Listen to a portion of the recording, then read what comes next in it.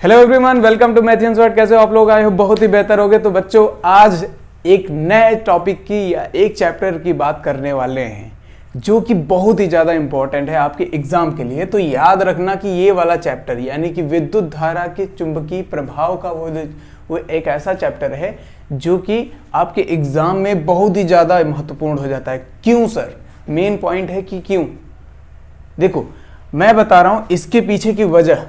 Main point ये है कि देखो, यहाँ पर मैं जो ये बातें आज दिखाने वाला हूँ ना, यहाँ पर ये है सारे इंपॉर्टेंट टॉपिक्स, और ये इंपॉर्टेंट टॉपिक्स ही एक वजह बन जाती हैं आपके एग्जाम में आने की।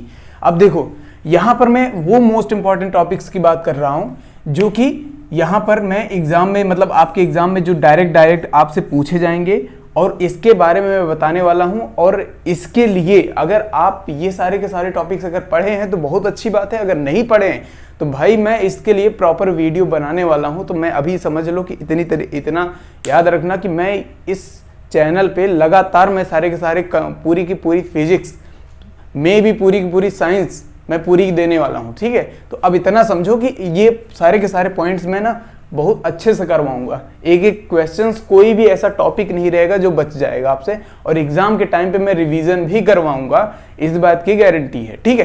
तो अब समझने वाली बात यह है कि सर ये मोस्ट इंपॉर्टेंट टॉपिक्स हैं कौन कौन से।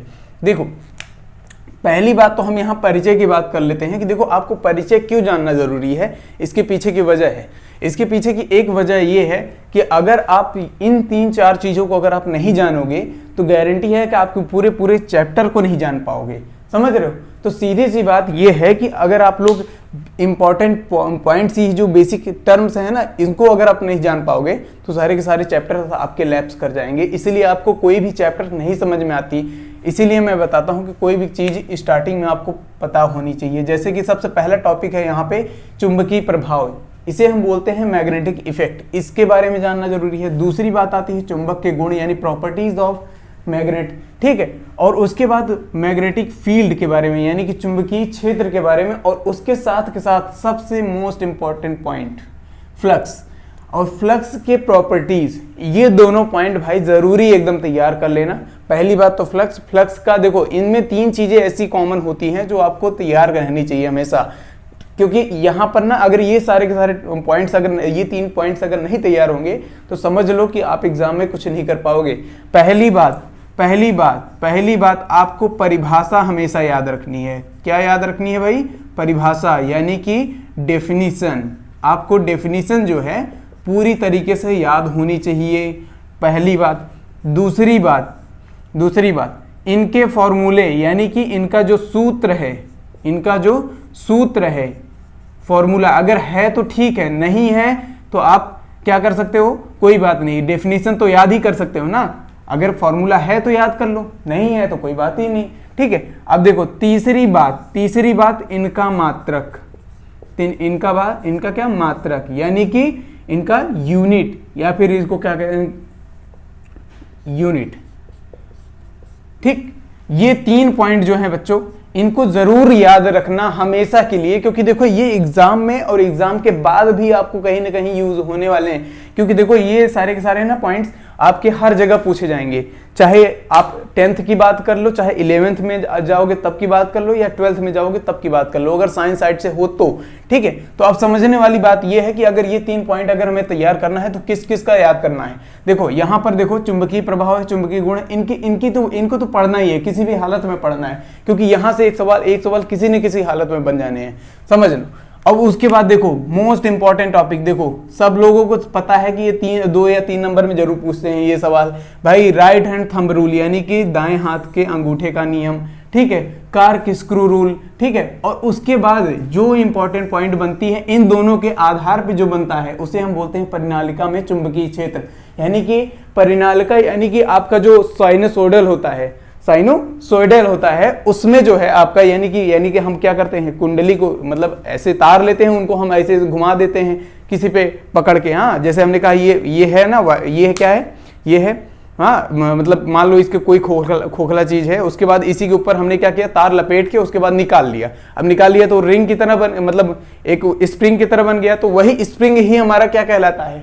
ये साइनोसोइडल। अब सोचो ये परिनालिका उसी को बोलते हैं, और उसी में हम चुंबकीय क्षेत्र के बारे में बात करते हैं। तो बच्चों ये पॉइंट आपके लिए इंपॉर्टेंट बन जाता है। अब समझो, और दूसरी बात, फ्लेमिंग के बाएं तथा दाएं हाथ का नियम, इसको तो भूल के भी मत भूलना भाई, क्योंकि ये इंपॉर्टेंट बन जाता है, क्योंकि एग्जाम में पूछे जाएंगे। उसके साथ साथ ये वाला भी, क्योंकि ये बायोसेवर्ट का नियम आपको लग रहा होगा कि सर बायोसेवर्ट ये कहाँ है, मैं आपको बताऊंगा बच्चों। ये सारी की सारी बातें मैं आपको बताऊंगा, ठीक है। ये सारी की सारी बातें मैं आपको करवाऊंगा, टेंशन वाली बात नहीं है। देखो, समान चुंबकीय क्षेत्र में स्थित धारावाही चालक पर बल, ये भी बहुत ज्यादा इंपॉर्टेंट है। आपको पता है ना, F = BLV, ये पता है ना, ये वाला फॉर्मूला पता है ना, यही वाला है भाई। देखो, एक समान चुंबकीय क्षेत्र में स्थित धारावाही चालक पर बल जो लगता है वो यही होता है, ठीक है। उसके बाद आता है हमारा जो लॉरेंज बल, समझ गए, लॉरेंज बल। उसके बाद आता है हमारा विद्युत मोटर, इलेक्ट्रिक मोटर। अब समझो, फिर उसके बाद सबसे मोस्ट इंपॉर्टेंट पॉइंट यहां पर आ जाता है, जहां से हम क्या कहते हैं, कॉन्सेप्ट के साथ साथ ये हमारे ये तीनों चीजें इसमें पाई जाती हैं। देखो, ये फैराडे के विद्युत चुंबकीय प्रेरण का नियम, देखो पहला देखो। और अगर आप लोगों को कोई चीज अगर नहीं भी याद करनी है ना, तो इतनी चीजें जरूर याद करनी है। पहला पॉइंट तो आपको याद ही करना है।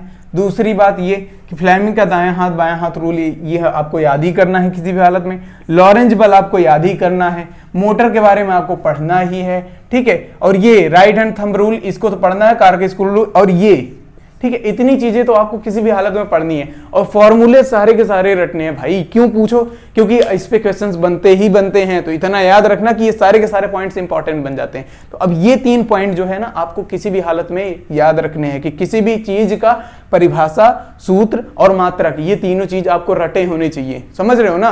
तो इसलिए मैं सारी की सारी बातें आपके सामने लेके आने वाला हूं। और अभी तक मैंने इलेक्ट्रिसिटी यानी कि विद्युत पूरा का पूरा कंप्लीट कर रखा है। देखो बच्चों, अगर आप लोग नहीं देख पा रहे हो ना, तो जाहिर सी बात है कि आप कहीं ना कहीं अपने टाइम को वेस्ट कर रहे होगे, ठीक है।